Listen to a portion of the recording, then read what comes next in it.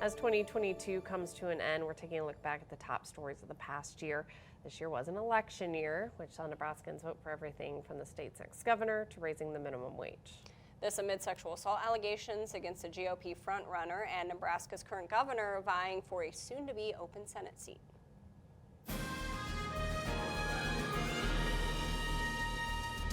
There is no place like Nebraska, right?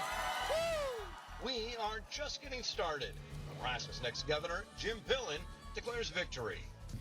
It's just the phenomenal joy that we all have in our hearts for tonight, for the future of Nebraska.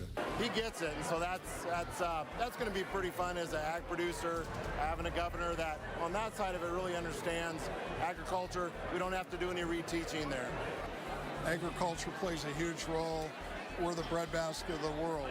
The Associated Press projecting a win for Republican incumbent Adrian Smith, his 9th straight win in the 3rd district. He beats out Democrat David Else and legal marijuana now candidate Mark Elworth Jr., garnering nearly 80% of the vote. In the 1st district in the Lincoln area, Republican incumbent Mike Flood facing a second challenge in 5 months from Democrat Patty Pansing Brooks. Flood will retain his seat in the House, getting 58% of the vote. Now to the 2nd district in the Omaha area. It was a tight one between Republican incumbent Don Bacon and Democrat State Senator Tony Vargas. The Associated Press projects that Bacon will win a 4th term in the district, beating Vargas by just over 6,000 votes. Nebraskans voting overwhelmingly in favor of requiring voters to provide government identification at polling places.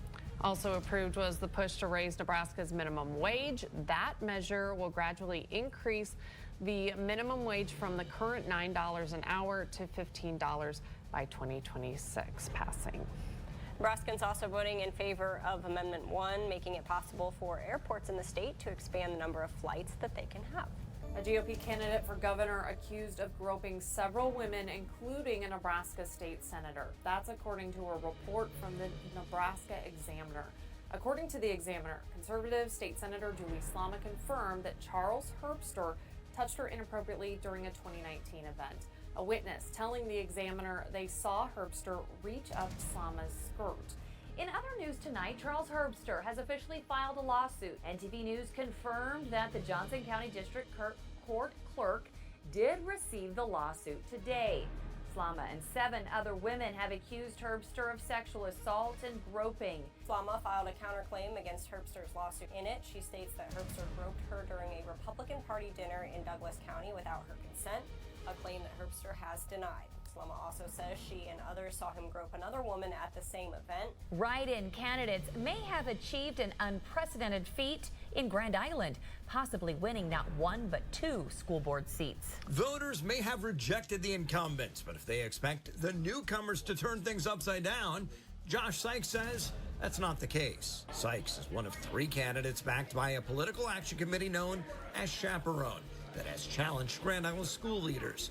One Chaperone candidate won his race. 2 others were not on the ballot and ran a coordinated write-in campaign. 16 years after he first ran for Senate, Governor Pete Ricketts again seeks the seat. This time, it's not the voters, but Governor-elect Jim Pillen who will make that decision. I have announced I'm going to apply for the Senate position. That'll obviously be up to the next governor, Jim Pillen, to make that decision. And if that's an opportunity, I would love to be able to do it.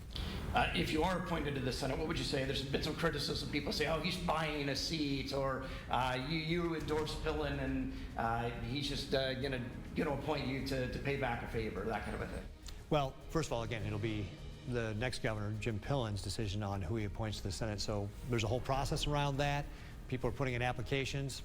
I look forward to that process, and I'll go through the process just like everybody else. But when it comes to qualifications, I'd put my record up over the last 8 years against anybody.